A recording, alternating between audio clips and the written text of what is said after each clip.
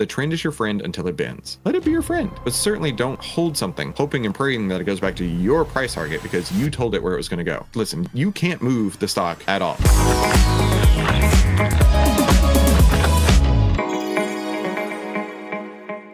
My name is Christopher Yule. I've twice been awarded top 100 people in finance. I was mentored by 5 of the market wizards, the best traders of all time. I've been successfully trading since 2009, and this is where we save time, make money, and start winning with less risk together as a team. Now let's get into the lesson of the day. All right, so be sure to stick around to see how this ranks out of 10, and of course, subscribe if you haven't done so already. So this video comes from the Jeremy LaFay Makes Money channel. This stock is about to soar again. Double exclamation point emojis. Now, this is a 38-minute long video, so we're going to watch this at 1.5 times speed, and we're definitely not going to be able to finish it today. Stocks in this video, some stocks making some huge upward moves, downward moves, some stocks that are about to move huge. We're gonna get into all that in this video here today, right off the top. Okay, so we'll do some stock talk at the top. Okay, then we're gonna get into a few videos I want to react to here today on the reaction channel. One is this video, in which you guys know I have over $1 million in the public account invested into what stock? Meta. And so somebody is basically saying Meta is an underweight. Okay, so little Apple talk, little Meta at the top. Looking forward to getting into that one. Okay, of these reactions. Then I want to react to this one, talking about 3 stocks that are a buy now. This gentleman's talking about Starbucks, Nike, Target. I want to hear what his points are, and especially around Nike, because that's a stock I'm buying actively right now. And then we're going to talk about Netflix. Netflix stock is exploding higher. Don't be surprised if you see that stock going to $1,000 plus. Yes, you heard me right, $1,000 plus. And so, all right, so Meta, Apple, Netflix. I'm going to get all these pulled up over here in Outlier while he keeps talking. So want to go ahead and react to that one here today. Okay, appreciate everybody joining me as always. Thanks so much for being here, folks. Thanks for being subscribed to the channel. All I need from you guys, one thing only. I need you to smash that like button. Please take 1 second out of your day and just hit that like button for me. And if you want to be subscribed here to the channel, you can certainly subscribe. 72,000 plus subscribers strong. Absolutely incredible. SoFi. Let's talk SoFi right off the top here. So major move up over 8%, and this one has moved significantly. You know, I look at the 1 year on SoFi. It's up 126% in the 1 year, but I've got SoFi here pulled up already. I just made a video about that. Be sure you watch that one. So we got a buy signal here on December 19th, and it's up over 20% since December 19th right here. Let's go to that real quick. Yeah, it's up over, or close to 20%, 19.09. I will say we're running right into this order block right here, right? And this is the expected move. I just calculated this. If you want to see how we calculated this, go watch my other SoFi video I just put out earlier today. This is the expected move coming into earnings, but the issue here is that it's running up into earnings, which is a trade that I love to take, but we're running right into this order block, which is overhead resistance, right? This is, you want to look at support and resistance on a chart. Order blocks are the very best way to do that. I use this trading platform is called Transpider. You can get a discount if you want to use it, but I love having these order blocks on here. I see it time after time after time. Stocks come up and then get just rejected over and over and over. So for me personally, this is actually where I would get out of SoFi, right? We do have a bullish trend right here, but if it runs into this order block and gets rejected and goes back down, that's unsurprising. It would be more surprising for it to just like rocket ship right up past it. It could happen, totally could happen, but I don't like to take risk like that. If I see this overhead resistance coming right up into it, that's when I get out. The much more impressive thing is you pull up a 6-month. On a 6-month, SoFi is up 138%, which really shows you the strength in SoFi has really come in the past 5 or 6 months in regards to stock, right? And so it clearly has momentum. It's clearly keeping momentum. Now, if you're wondering what my price target is for the end of this year in regards to SoFi, I actually did a full post on X. Nobody cares. Nobody cares what your price target is. Why does it matter, right? Your price target is as valid as my price target, which is as valid as your price target while you're watching this, right? Nobody cares what your price target is. All that matters is what is the price today. The only thing that matters is what is the price today? What is the price tomorrow? If the price tomorrow is higher than the price today, you're making money. If the price goes down, you're losing money. Only price pays. That's going to be written on my tombstone. Only price pays. So who cares? Who cares what your price target is? It doesn't matter. There's no guarantee that it will or will not hit that. Just doesn't matter. In fact, I think price targets are actually a really bad idea. I used to talk about this more often, but a price target emotionally anchors you to a price. And we'll find out what his price target is here in a second, but a price target emotionally anchors you to somewhere. So if SoFi is trading at 1802 right now, and let's say his price target's 25, right? His price target could be 45, doesn't matter, right? He is more than likely going to sit and wait and hold and hope and pray and justify and come up with any excuse he possibly can to say, but it hasn't hit my target yet. It hasn't hit my target yet. So I'm going to continue to hold it until it hits my target. Having any target whatsoever is a recipe for disaster, because you're going to be emotionally tied to that, and you're not going to make the decisions to keep the risk in check, right? Let's say his target is $25, but you know what happens is that the price does something like this, right? Let's say his target's $25. Draw on the screen here. Hang on, it's not cooperating. All right, let's say his target's $25, and price does something like this, where it goes up maybe to 21, comes back down to 16, goes back up to 22, goes back down to 14, 16, 12, right? This could absolutely happen. Now it's half of his price target. Do you think he's likely to say, well, now my price target's $10 because it's going down? No, of course not. He's going to be anchored, and you're going to be anchored to whatever price target that you set it at. And by doing so, you're going to be blinded to the fact that, hey, we're in a downtrend right now. I should probably get out. My price target was wrong, and I'm okay with that. You should be getting out. In fact, the market wizards, they don't set price targets. There's no need to set a price target. Why would I? Why would I, and on the other end of it, why would I set a price target if the trend is up, right? In fact, let's remove all annotations here. Why would I set a price target? Like, imagine you were here at $8, right? And you said, oh, my price target is 10. My price target is 10. And then it comes and it hits that. Are you going to get out? Are you going to get out? Are you really going to get out? Probably not. And you're like, oh, I'll revise up my price target. I'll make it 12. Again, are you going to get out? Probably not. I'll revise it up to 15. Are you going to get out? Probably not. You know what? It hit 15. I would make it 20, right? So what's the point of having that price target anyway? If it's just going to go through that, who cares? If it's just going to go the opposite direction, right? Let's say your price target was 20 and it came up here and it doesn't hit that point. Are you going to just hold it forever until it reaches that point? I would hope not. But price targets are stupid. Don't have price targets. If you have price targets, I would really encourage you to just throw them out the window, because it doesn't matter. Let the trend go as long as it can. The trend is your friend until it bends. Let it be your friend. But certainly don't hold something hoping and praying that it goes back to your price target because you told it where it was going to go. Listen, you can't move the stock at all. You don't have a big enough bank account. Neither do I. So you telling it where it's going to go, you setting that price target, it's just wasting time. And it absolutely will come back to bite you in the backside if you don't know how to keep your risk in check. Earlier today. So if you don't follow me on X, I always have that linked in the description area of all my videos. So if you want to follow me on X, you can either search Jeremy Lefebvre on X if you want to follow me on there, or go to my description area and click on it. I actually did a full post on what I'm expecting SoFi to be at come the end of this year, essentially. But yeah, SoFi just continues to move up. Cake is another sneaky one. Look at Cake on a 6 month.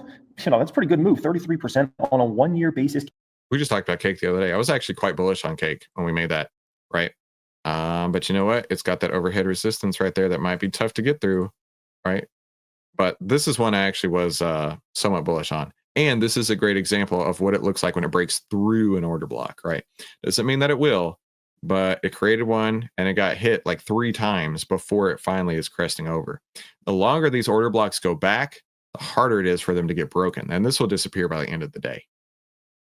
Cake is now at 52%. I mean, this is a restaurant stock. So for a restaurant stock like Cake to move 52% in a year, there's got to be some special things going on. And look at how significant the outperformance is for Cake versus S&P 500, versus the Qs, and versus Dow Jones, right? On a 1 year basis, you know what else? Let's pull up the Russell too. Oh yeah, for sure. Cake has had incredible relative strength. It really has, especially while the market's been struggling. Cake has been very strong. Pull up the Russell Wilson and get that baby up there as well. And the reason being is you would consider Cake being more of like a Russell type stock, small cap, right?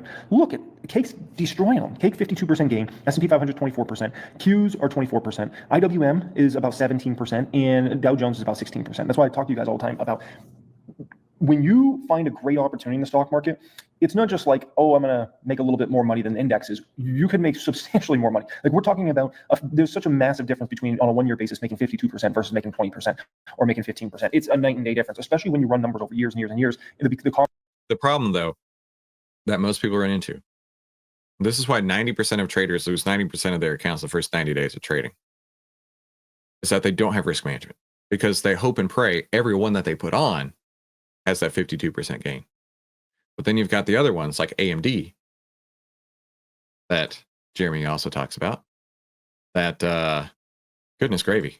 How far down does that get to go? Let's see. Let's start 2024. Oh, right around here. We can put it there. It's down 30%, right? At what point did you have risk management to go along with this one? Not everyone is going to be a huge winner. Not everyone is going to be a huge winner. Okay. Not everyone. But to treat everyone as if it is going to be a huge winner, removing all risk controls, that's how you go broke. That's how you go broke. Because it's not going to be the one that takes you down. It's going to be several in a row while you're hunting and pecking and hoping and praying because you happen to buy one that didn't work out.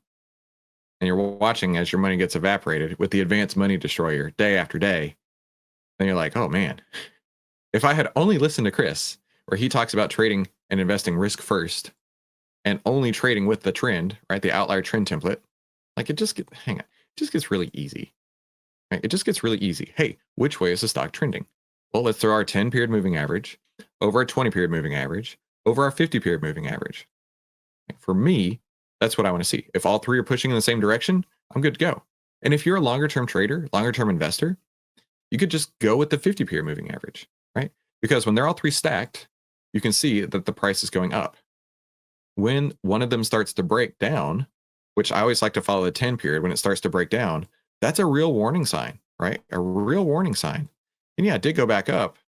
It did continue on, but then it's also like that trend is done. That trend is over. If you caught the last bit of it, you did all right, but that trend is over at that point, and you got that advanced warning a couple weeks ahead of time. And then look, you can trade it the other direction too. And let's say that you want to just follow the 10 period or the 50 period, right? You want to be a longer term investor, by all means, go for it. You got your crossover right here, and your crossover right there. That's a 72% gain in 5 months and 2 days. And you'd have to lift a finger. Isn't that handy, right? Yeah, if you are a longer term investor, the 50 period moving average could be a great start for you. Could be. I'm not saying it's going to be, but it could be. And then, you know what? Sometimes it crosses over, and then you got a little chop right here. And sometimes it crosses over and it comes back down. You might make $1 or $2. But you're definitely going to avoid, mathematically speaking, you're going to avoid those big drawdowns, because if it's under the 50 period, if you've got the three moving averages stacked going down, it's going to go down as long as it's going to. It's going to find itself its bottom, and then it's going to turn back around. So there's no sense in buying it as it's falling. But you absolutely can buy it on strength. And that's what the market wizards would tell you too. Buy on strength. Compounding just really tacks on in quite a substantial way, right? Nike, I don't want Nike to go up quite yet. I want it to kind of stay down here. It seems to be coming back to life. We'll get into Nike a little bit more in just a moment. Revolve continues to perform well, 3% plus move. But remember, it was a really good day for the Russell on daily today. Like, look at the Russell in general. The Russell today was up 1.8%. So, when we're talking about that, if you're bullish on the Russell, listen, you got to be bullish on some of these stocks like Cake, Revolve, and vice versa, right? Because, if the Russell's going to roll, it's going to pull stocks like Revolve, Cake, and many of these other small caps up substantially. And the moves for many of these individuals is going to be way more dramatic on the upside than, we can call it what the Russell's doing. That's why you see Cake up 6% today when the Russell was up less than 2%, right? And then you see Revolve up 3.2%, right? Shopify, nice day today. Amazon just continues to be a beast. I don't know if you guys saw my video I did on the main channel. Let me pause this for a second and pull that up. So these are the two most recent videos I did on the main. So here's the signal that came through on the Russell, right? So we got that November 21st sell signal. It did go up a little bit, but then it really crashed down hard after that. And now we did just get a buy signal. Not only that, but your behavioral heat map down here, man, this is so handy. I love this. This is one of my all-time favorite things. You could have even held it through that sell signal as it's going up, getting greedier and greedier. And then you can see it peak, right? You can see the peak in the greed map right here. And then it starts to come back down. That's how I like to trade it, right? As long as the greed is getting higher and higher, I'm interested. Once that peaks, flattens, and turns around, that's my exit signal. So you could have even done a little bit better than this, but you can see the buy signal came around August at 218. Sell signal came in November at 232, and then it sold off, hit a low of 214, and now has a new buy signal coming through. So there you go. That's IWM right there. That's the small caps that he's talking about. Main channel here. If you don't follow me on there, it's financial education. I'm sure most of you guys follow me on both channels, and I appreciate y'all. Okay, but this video right here, I'll put $3 million into this. That video there, I touched on Amazon, right? Talked about a lot of different stocks in that one. But what did I say about Amazon in that specific video? I told you guys, and this is, I think, pretty big for Amazon. Listen, I don't care what happens with Amazon stock this year. I'm not selling it. Like, it could go to $300 a share. I'm still not selling it. I actually feel I'm underweight Amazon. I wish I owned a lot more Amazon. I don't know what Amazon's chart looks like, so let's go take a look at it. Dude, bullish. Bullish. You got your 10. You got your outlier trend template right there. 10 over 20, price over 50. Now, it had some crossovers right here. It does have overhead resistance right here. If it can blow through this, you're good to go. This is a great example of why order blocks matter. Okay, you can probably say, who cares about order blocks, right? Order blocks matter because this is a large institutional order waiting to be filled. You can see it came up and then back down and then up again into this order block. So let's count how many times it went in. So graded, and then you've got one candle, or actually 1, 2, 3, 4, 5, 6 candles that were all around this area. 7, 8 candles, 9, 10 candles, right? If it closes above here today, it goes away. But it was keeping, it's that overhead resistance right there, support and resistance that you want to think about right there, right on top of it. And the longer that these go back, the stronger they are, right? And it's got some bottom ones down here. Right? You can see a couple times where it got a boost from those, right? So 1, and then 2, and then rocket shipped right out of there. So definitely want to add these to your charts. You can get it. I mean, you can get it as part of TrendSpider's charting package right there. But it's absolutely something I would not trade without. Now, as far as he's saying hold it forever, I mean, a lot of people have made a ton of money on Amazon holding it forever. Let's go look at the signals here. Should load. Yeah. And then let's pull in, zoom in. I'm not super bullish on Amazon, especially seeing this data right here. Let me zoom in a little bit more. We do have that sell signal that came December 27th. And, you know, that sell signal would have kept you out of all this chop right up here. But on top of that, the fear and greed map is actually like still falling, right? So it peaked around December 20th, right around that sell signal, and really fell off. Now it might have flattened right here. I want to see maybe a couple more days where the greed starts to grow a little bit. We may even see a sell or a buy signal come through because you've got the constituent heat map, right? The more stocks in this sector, in the discretionary sector, those are growing, as well as the market breadth is growing with buy signals. So I could see a very bullish case for this, but not quite yet. I want to see that greed start to come back into the stock rather than go out of the stock. In the public count. When we're talking about a stock is that big of an opportunity, I mean, I think that speaks volumes for what I think is going on here with Amazon. And you might look at the stock, right? You might pull it up here and you might say, it's not like it's that cheap, right? 38 forward P, that's about double up of where the market's at. But here's the deal. If you had to place a bet, think of it very simple. Is Amazon going to... Who cares about forward PE? Nobody should care about forward PE. Does forward PE pay you at the end of the day? When you buy the stock, do you say, it's $230, but it has a 200 PE? I think the 200 PE is going to pay me more than the price of the stock. No, only price pays. Who cares about metrics like that? Going to grow revenues and profits at least 2x an average stock in the market? The answer should be overwhelmingly, if you understand anything about the markets and Amazon, yes, absolutely. Amazon over the next decade is going to grow way more than an average stock. And when I say way more, we're talking at least 2x, if not 3x or 4x. Maybe, but I wouldn't be surprised given that Amazon has been such a disruptor that everyone is trying to disrupt Amazon at this point. And with that much competition, I can't comfortably say it's going to 2, 3, 4x or 100x or whatever he's saying.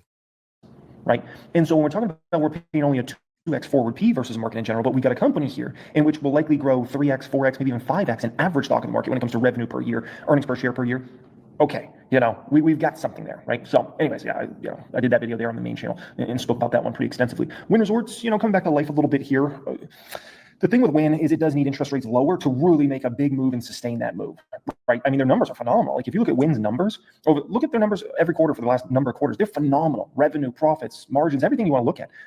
Obviously, the future of the business is so bright, positioned where they're positioned in the marketplace, right? And then with the property in the Middle East coming here in the next couple of years, I mean, it's just phenomenal. But the stocks just had trouble getting going, right?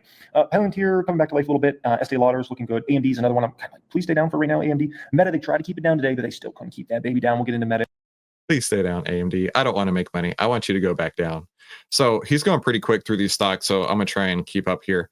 But Wynn Resorts showing a sell signal on December 18th. You really saw a huge sell-off on the greed on this one. And then it may have bottomed and started to turn around. We might see a buy signal come back through here. So we'll have to see.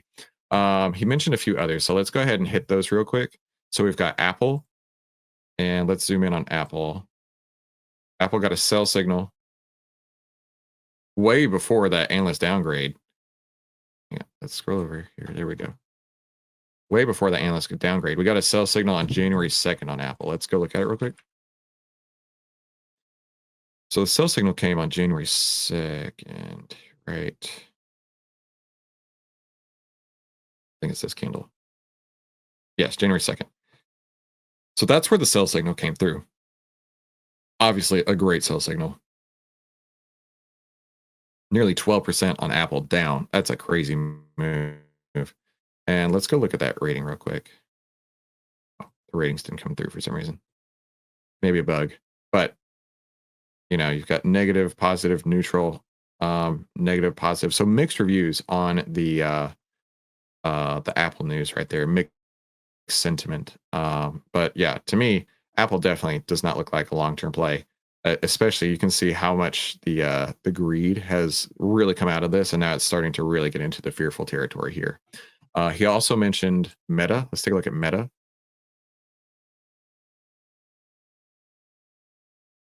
We can see here, we got the sell signal. That would have kept you out a lot of chop in that market right there.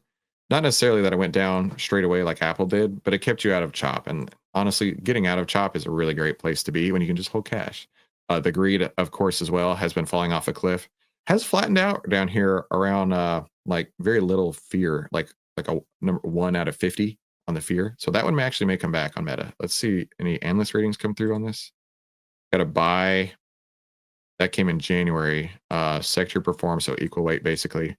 Overweight buy. So pretty bullish overall on those analyst ratings. And then he mentioned Netflix as well. And this one here, the greed is like completely kaput on this one. So yeah, lots and lots and lots of stocks that he's talking about here today. And we don't have time to cover all those. So do me a favor in the chat. Which ones would you like to see, right? I'd love to know. But let's do rank this video. Granted, he spent a lot of time talking about forward PE, different valuations, price targets. Those are the kind of things that don't matter. At the end of the day, they don't matter. They're not going to pay your bills. They're not going to grow your savings. They're not going to grow your retirement account. And you know what pays. Only price pays. I'm telling you, we are getting shirts made, and it's going to be down on that YouTube merch shelf, and I want you to pick those up. And I want you to wear it every day. Only price pays. Because a video like this is really frustrating. So I would give it a number 3. It's frustrating because so many people are going to get tied up in his price targets because he has a large voice on the internet, rather than following what the stock is doing. Is the price going up? Is the price going down? Is the trend going up or down? You know how to calculate the outlier trend template. Just throw it on every chart you have from now on. And if it's pointing down, I wouldn't be buying it. If it's pointing up, you know what? You do you, but of course, always be risk first. So tell me in the chat what you're trading. I'd really like to know, and come back tomorrow. We'll help you save time, make money, and start winning with less risk together as a team in the Outlier Trading Room. Have a fantastic day, and we'll talk soon.